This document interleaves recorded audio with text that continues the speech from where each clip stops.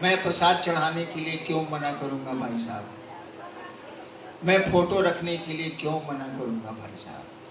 मेरे घर में भी प्रसाद चढ़ता है, मेरे घर में भी फोटो है, और बाप की तस्वीर रखना, गुरु की तस्वीर रखना, लेकिन पूरा तस्वीर रखिए। आजकल ज्यादा मुड़कटवा महादेव का फोटो आप लोग रखते हैं, मुड़िए नहीं है सर, पूरा महादेव को रखिए ना भाई फोटो, कोई दिक्कत नहीं है। दिक्कत कहाँ होती है कि गरीब आदमी देखता है तो सोचता है कि हमारे पास तो पैसा नहीं है, हम फोटो कहाँ से लाएंगे, प्रसादी कहाँ से लाएंगे। तो उसको समझा दीजिए कि इसकी जरूरत नहीं है, भाई साहब ने लगा दिया है तो मस्ती से प्रसादी खाओ जाओ।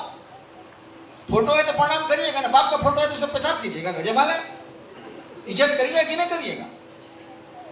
ये लोग जो फोटो लगा हुआ है और कहते हैं फोटो हटा, वो साले कमीना है। फोटो लगवाइए नहीं, लेकिन फोटो लगा हुआ है तो उसकी इज्जत नहीं करिएगा, गजब वाला। और आप भीड़ में आरती मत करिए। बिहार में 2-3 जगह लोगों की साड़ी में आग लग गई है आरती के चलते। भीड़ में नहीं, अगर 5 आदमी कीजिए, 20 आदमी कीजिए आरती, कोनो दिक्कत नहीं है, लेकिन 200 आदमी में आरती कीजिएगा तो किसी की साड़ी जल जाएगी, कुछ घटनाएं हो गई।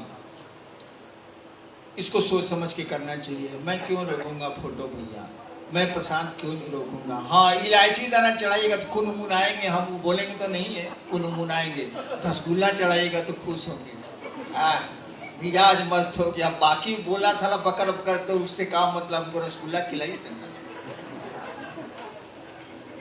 और जहां तक रात में 8 बजे चर्चा को समाप्त कर देने की बात, अगर सुरक्षा ठीक है, अगर गुरु ये क्यों नियम बना था? आप ही के बिहार के, आप ही का जो बॉर्डर है उसी इलाके में रात में 1 बजे महिलाएं जा रही थी चर्चा से, उनके साथ कुछ गुंडों ने बदमाशी की थी। उसके बाद से ये नियम बना है कि 8 बजे खत्म कर दीजिए, क्योंकि गुरु बहनें दूर दराज से आती हैं, उनको असुविधा हो जाती है, दिक्कत हो जाती है, इसलिए। लेकिन आप इस मोहल्ले के लोग बैठे हैं तो चर्चा करिए, कोई दिक्कत नहीं है। मैं भी करता था जब शुरू में शिवसी से कम थे, तो मेरी चर्चा खत्म होती थी 3 बजे, 3:30 बजे रात में। तो मैं क्या करता था, पहले तो सबको खिलाता था, पत्नी बनाती थी, खिलाती थी, 12-15-20 आदमी रहते ही थे, खिलाता था, और सबको गाड़ी में अपने बैठाता था। रात में तो ड्राइवर नहीं रहता था, अपने बैठा था। एक एक आदमी को उसके घर के दरवाजे छोड़ता था मैं, और तब 1 घंटे में गाड़ी से अपने लौट के डेरा आता था, तब आराम करता था। फिर 7 बजे सुबह से कचहरी, तो मैं खुद ही पहुंचाता था, अपने से चला के सबको घर घर पहुंचा उतारता था मैं जीप से। अगर सुरक्षा ठीक है आप करिए, हमको क्या दिक्कत। लेकिन रोज 2 बजे रात तक झलकुट्टन कीजिएगा तो दूसरे दिन बच्चे को कौन देखेगा, उसके खाना कौन बनाएगा, आप ऑफिस दुकान कैसे करिएगा, सो बता दीजिए। क्योंकि रोज रात में 2:30 बज रहा है। आखिर हम लोग के तरह निशाचर तो नहीं है, रात हम जगह रहते हैं, ऐसा तो नहीं है। सामान्य आदमी है बेचारा, वो सोता है 11 बजे तक, फिर सुबह उठता है, उसको अपना काम भी है। हम लोग तो निशाचर है, बैठिए मेरे साथ, कोई दिक्कत नहीं है। 15 साल मसाने में रहे हैं तो हमको सोने की तो जरूरत नहीं है, लेकिन आपको तो सोने की जरूरत है, आपको तो और काम भी है ना। और एक दिन का रहे तो ठीक है। आप तो भर नाच देखता है लोग, देखता है ना। कहिए कि 20 दिन नाच देखो तो जाएगा साला वो। महीना 2 महीना में एगो नाच हो रहा, चल रहे देखल जाओ, चला गया नाच देखे, भोरे आया, फिर सुधा दिन भर। लेकिन इस साल कितना दिन, साल में कोनो ब्याह हुआ होगा तबे ना नाच होगा साला, रोज रोज तो होना नहीं है, कोई कर भी नहीं सकता। नेक्स्ट जी, कंगन लगाकर मांस मछली खाएं या नहीं? क्या कहता है खाने को? क्या कह रहा है खाने को? हमने तो आज तक नहीं कहा कि खाइए।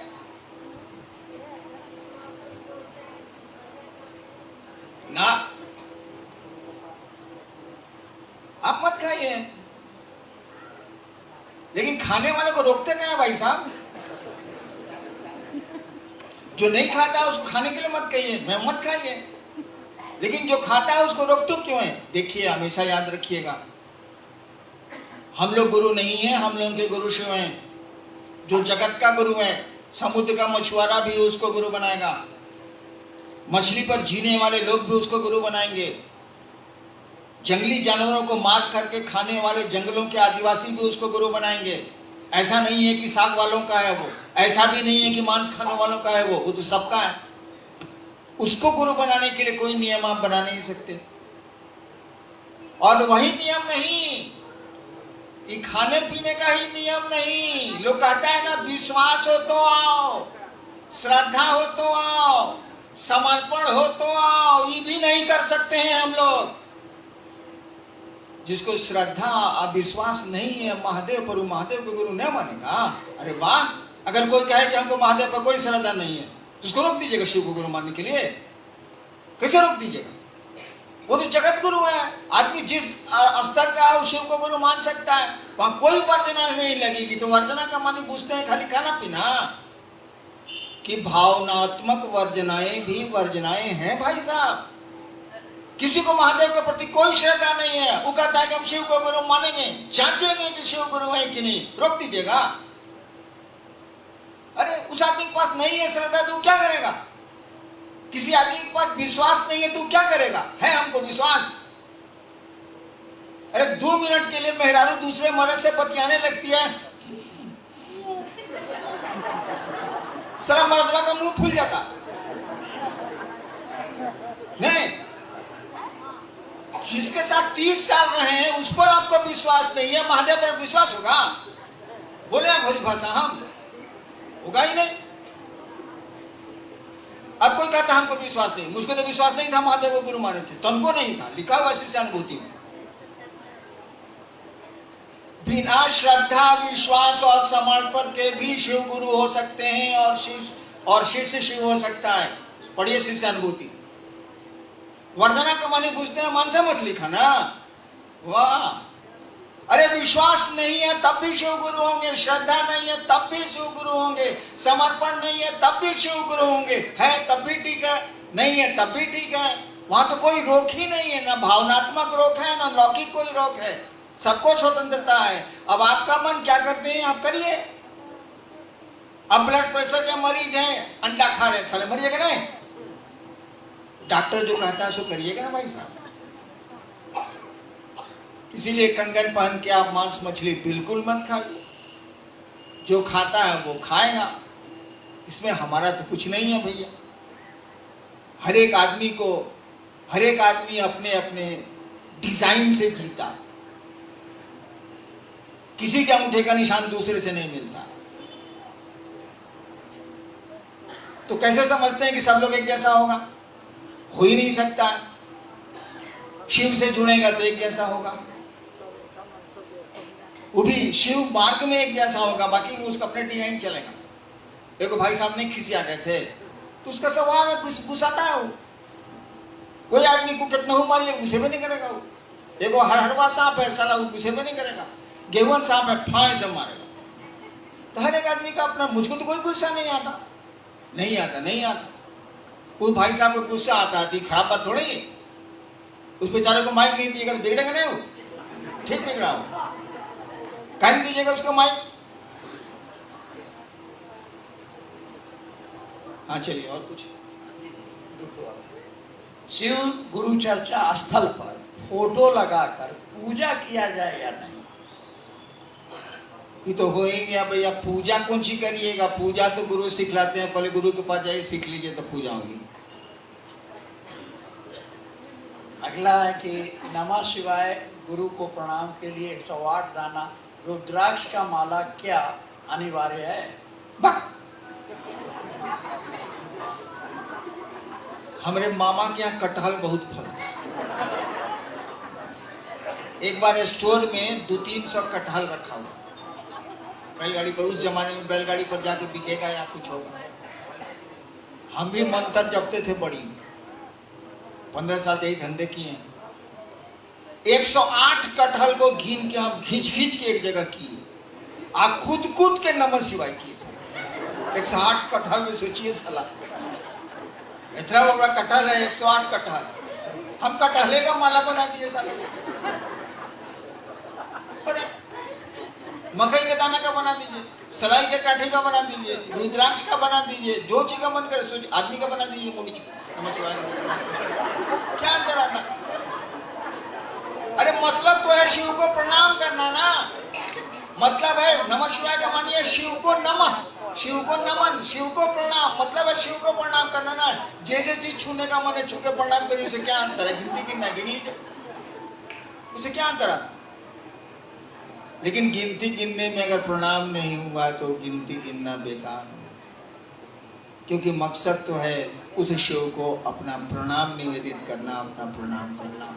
नमः शिवाय का अर्थ ही होता है शिव को प्रणाम। चलिए नेक्स्ट। ये आखिरी है, शिव शिष्य का आचरण और व्यवहार कैसा होना चाहिए?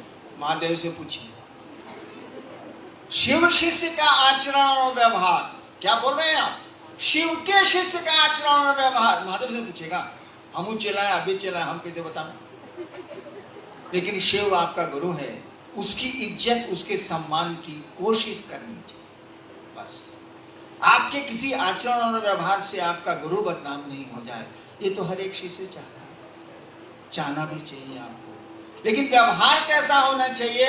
महादेव का को चला हुआ दुर्वासा, नहीं खड़ा हुए तो शराब, बैठे रह गए तो शराब, बोला बैठने के लिए लिहाज में नहीं बैठे तो शराब। एगो चेला हुआ कि कहा कि हड्डी की जरूरत है, कौन सी वज्र बनाना है इंद्र जी को, किसको दधी ची ऊ दे दिया। अब कौन सी हम बतावे कि कौन सी होना चाहिए? महादेव का चेला का कोनो डिजाइन नहीं है। आप ही के मच्छंदरनाथ नेपाली साइड के थे, सुरा और सुंदरी दोनों उनको चाहिए। उन्हीं के चेला गोरखनाथ, गोरखनाथ तो नेपाल के थे ही, गोरखनाथ, जो उन्होंने कहा कि सुरा सुंदरी से हट के हमसे बात करो, छोड़ो हटो। कौन चीज में आपको हम मार्गदर्शन दें, क्या बोलें? अरे लोगों को शिव गुरु से जोड़िए, कोशिश करिए कि लोगों को समझाएं, और दूसरों का गढ़ा मत देखिए।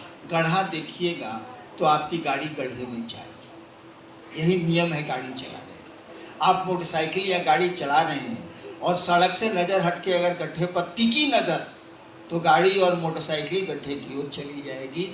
यही ड्राइविंग में सिखलाया जाता है। आप गड्ढा की झलक ले लीजिए लेकिन सड़क देखिए। इसीलिए गड़बड़ी क्या है आप देख लीजिए, अब महटियां दीजिए। सब मथवा पर बोझवा कायला ले रहे हैं, शिव के शिष्य हैं, कुछ आप लीजिए कुछ महादेव को दीजिए। जो आपको आपके गुरु ने कहा सो आप करिए, बाकी ससुरा वो करेगा। चलिए आपको प्रणाम।